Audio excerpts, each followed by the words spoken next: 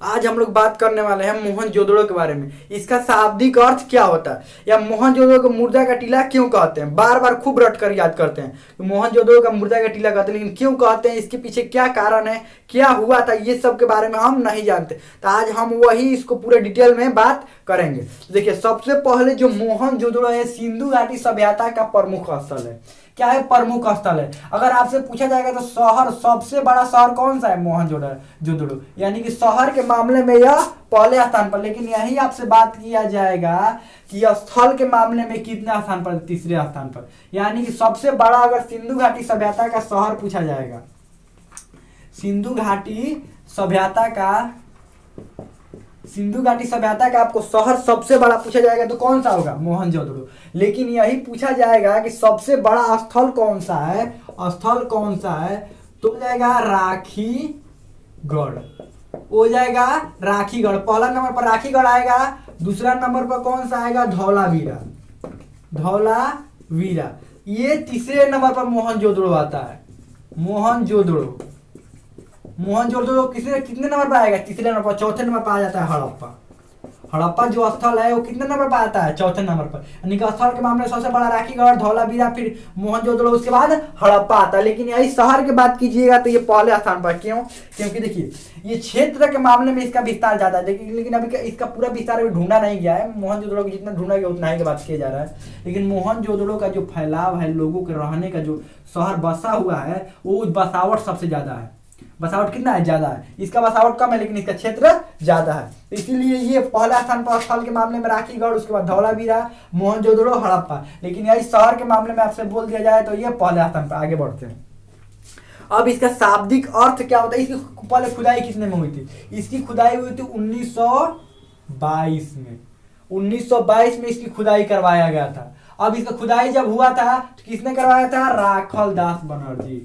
राखल दास बनर्जी द्वारा इसकी खुदाई करवाई गई थी।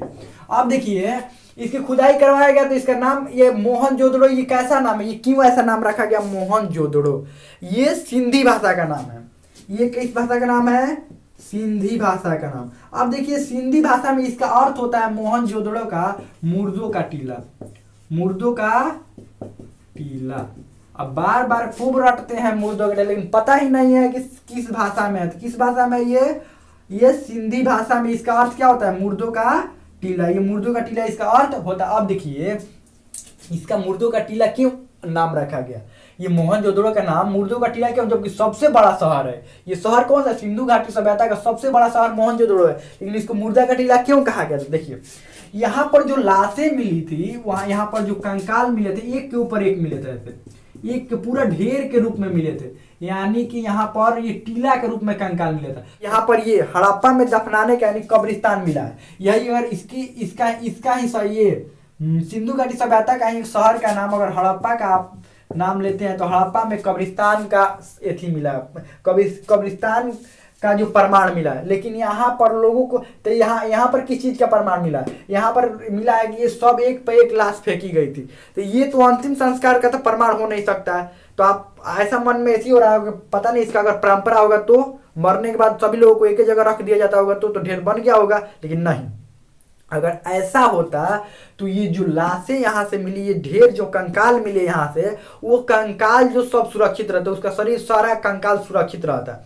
यानी कि उनका हड्डियां सही सलामत रहती। लेकिन यहाँ पर जो कंकाल मिले उनका जो अंग भंग किया गया, अंग भंग का मतलब ये वो अंग है नहीं, किसी का हाथ नहीं है, किसी का पैर नहीं है, किसी का कुछ नहीं है, किसी का कुछ नहीं, सबको अंग भंग किया गया। यानी कि इससे ये साबित होता है किस चीज का प्रमाण है? ये युद्ध का प्रमाण है। ये जो टीला है, ये टीला मिला हुआ है, ये इस पर बहुत सारे कंकाल है, इसीलिए इस मोहनजोदड़ो को क्या कहते हैं? मुर्दा का टीला कहते हैं। किस भाषा में कहते हैं? सिंधी भाषा में। हमें लगता है कि आप लोगों को समझ में आ गया होगा कि मोहनजोदड़ो को मुर्दा का टीला क्यों कहते हैं। क्योंकि ये यहाँ पर बहुत सारे कंकाल मिले, टीला के रूप में कंकाल मिला हुआ है, इसीलिए मोहनजोदड़ो क्या कहते हैं? मुर्दा का टीला कहते हैं। हमें लगता है कि आपको अच्छा से समझ में आ गया होगा।